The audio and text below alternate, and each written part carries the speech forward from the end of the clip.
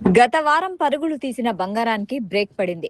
ఇవాళ తగ్గింది. గత వారం తులంపై ఏకంగా 7,000కు పైగా పెరిగింది.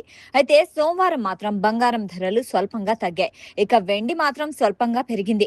ఎంసీఎక్స్ తో పాటు బులియన్ మార్కెట్లో కూడా బంగారం తగ్గితే వెండి పెరిగింది. ఈ క్రమంలో ఆగస్టు 10న సోమవారం ఎంసీఎక్స్ హైదరాబాద్ బులియన్ మార్కెట్లో బంగారం వెండి ధరలు ఎలా ఉన్నాయో చూద్దాం.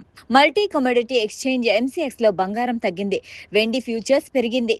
ప్రస్తుతం ఆగస్టు 5 ఫ్యూచర్ కాంట్రాక్ట్ లో ఎంసీఎక్స్ 24 క్యారెట్ల బంగారం ధర 10 గ్రాములకు 1,51,550 వద్ద ట్రేడ్ అవుతుంది.